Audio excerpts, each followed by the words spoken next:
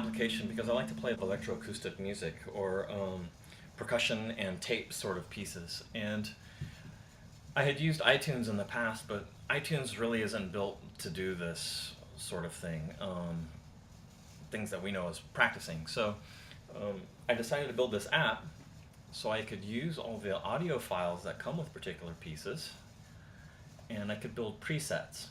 So that way I can actually get the computer to start exactly where I want it to in a piece of music every single time, just so I can practice certain sections of the audio or the composition that I might be having difficulties with. So when you set up all these presets, you can actually save them as collections, which is just a bunch of presets, and then you can even use tracks indexes, which I'll show you how all this stuff works in just a little bit. But it's all just kind of built, again, around this idea of building presets so I can start in a specific location. So what I did was I took a series of audio files that I use, that I've been practicing lately and experimenting with, and I dropped them right here in this little tiny window.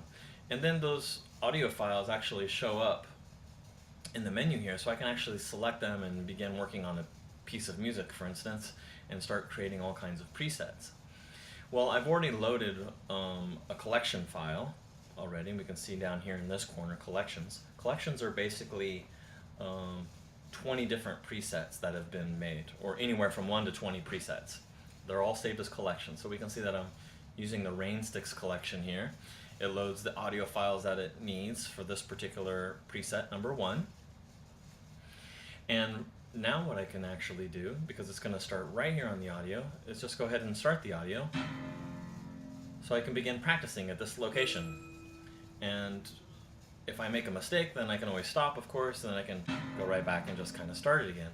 So the neat thing about this is sometimes composers give you multiple files, sometimes they just give you one file, but this will be suited for any of those scenarios. So if I just take this dial here and I move up to preset number 2, it uses the same audio file, but you'll notice that my start position is over here now, and then when I press play, and I know where that is in the music, and now I can start practicing this area.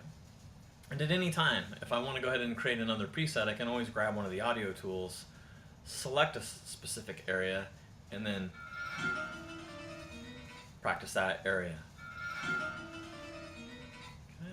So it takes a little bit of time to find out, where in the audio you are, but in iTunes that would almost take forever, and it would be very cumbersome to do so. And here you actually have tools so you can see the audio file. You can actually zoom in if you want to, and change all kinds of things. Okay. So you'll notice that I also have a number of different presets here. So here's the third preset, and let me zoom back out again. So it also uses the same file. Preset number 4 uses a different file, right? So it loads it all up.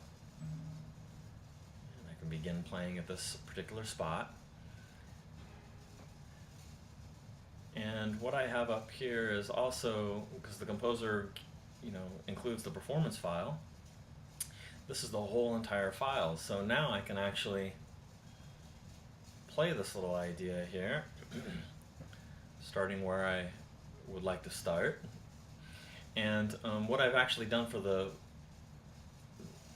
full audio file here, for the performance, is actually created a series of indexes.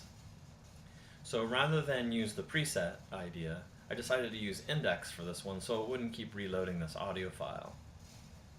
And so now all I need to do is just choose these little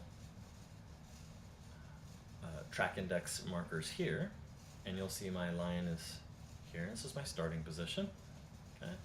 Current song position is going to start from here. It's in milliseconds, and when I hit play, it plays from the beginning.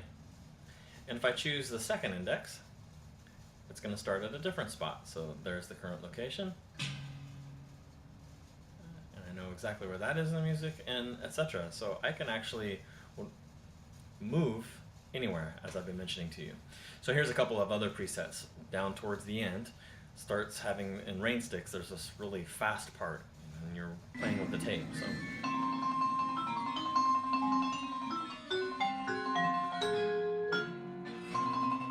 if I make a mistake, I can always stop and come right back to it. So it's actually really, really convenient. convenient. So I've been playing a number of pieces, and I also am practicing losing touch. So notice losing touch loads. It loads up the current index. All my presets are ready to go. So here's number one. It starts right at the beginning.